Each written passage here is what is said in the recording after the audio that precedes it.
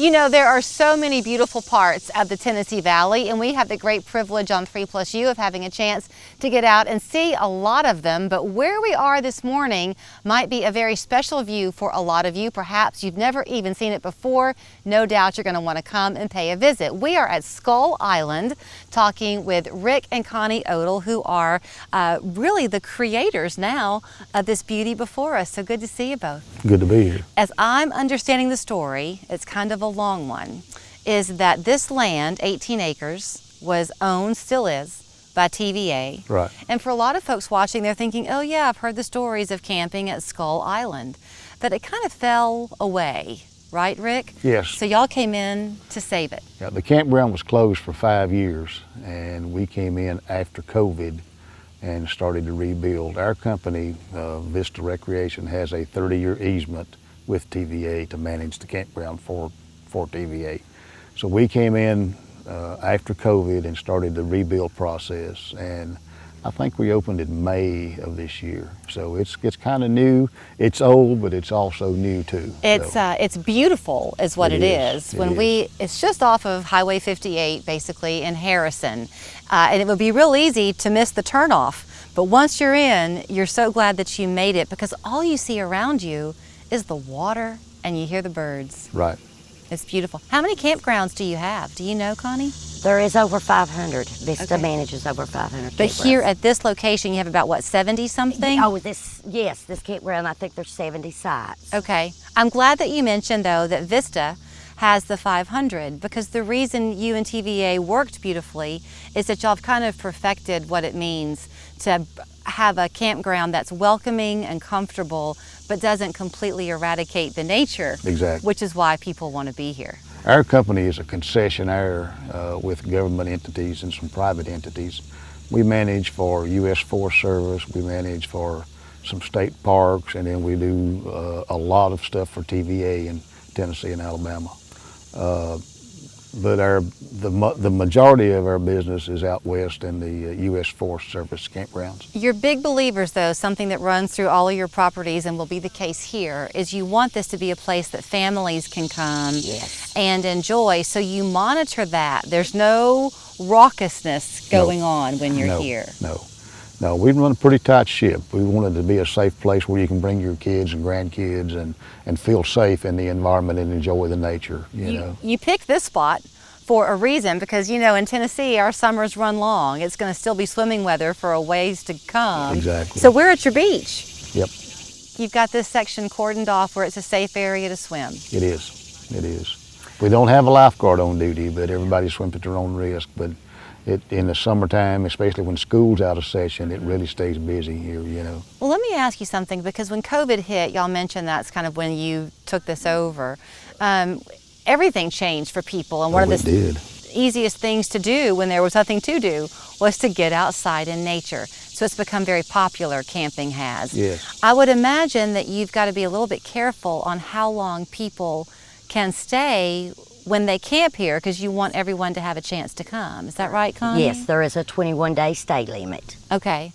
Y'all are only open as a company for a certain time of the year. You kind of take off in the winters, right? So people's time to come this season is limited. Yes, we have a few campgrounds that are open all year, but most of them are closed during the winter months. Okay. I'm looking around and I'm seeing an awful lot of campers, of RVs. Is that a big draw? Yes. Oh, yeah, it So is. Whether you choose to be here in an RV or you want to pitch a tent, Yes. Right. is it still the 21-day limit? Yes. Yes. Okay. And TVA does that so everybody can have a chance to come in and enjoy it, you know. There's nobody can come in and actually live on the campgrounds.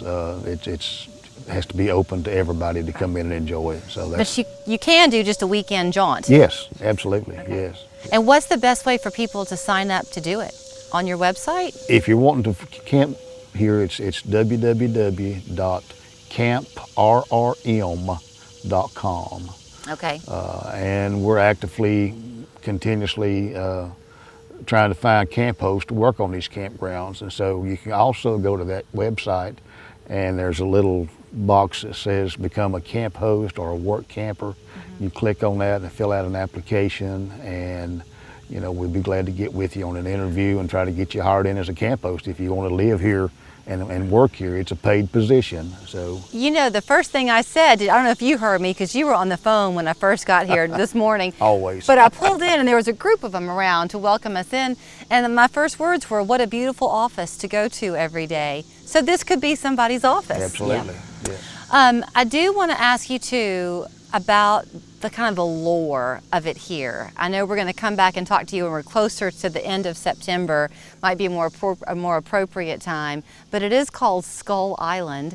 No one really knows the reason why. No, I've tried to research the history to see why it's called Skll Island, and I can't find anything concrete. We've heard some stories about if you're flying across in an airplane or a helicopter, the actual island itself looks like a skull. And then there's some old stories about some floods back years ago that, you know, and so we don't really know why. We don't know a whole lot about the history. All we know is that TVA had the campground here. It was closed down for about 5 years, and TVA wanted to open it back up. So we came in and we agreed on a 30-year easement contract, which means that we operate for TVA under TVA guidelines. Well, it's beautiful. I can't compare before and after pictures, but I sure can take a look at the after, and you've made it very welcoming. I do want to point out one more thing that I think you had said, Connie, and that is that for those who do want to come in as with a camper, y'all are offering kind of an introductory time where they can book for 2 months and forego that 21 day. Yes. Can you elaborate on that? They've got a special on it. I would have to get the manager to do that. Okay. I'm not exactly sure what the price is on it. Okay. They could call the office and she could give them all the details on it. It was a great deal because you never know around here when the foliage is going to really peak. That's what I was going to say. In Tennessee, it's beautiful in the fall, so that's the time to really come. So if you want to have a bird's eye view, you can come here, pitch your tent or your camper, have some very comfortable, safe, family-oriented living, and see the fall emerge as you've never had a chance to before. Right. Thank you both so much. You're welcome. Thank Welcome you. to town. Thank you. So here's the information that you heard Rick and Connie give you, the website where you can go online even now and reserve just a weekend getaway. If you do want something a bit more extended, the best thing is to call the office. That way there's no risk of anything being entered in an incorrect way. Bring the kids, your grandparents, come out and enjoy really a piece of forgotten beauty in the Tennessee Valley. Thank you. Thank you. you.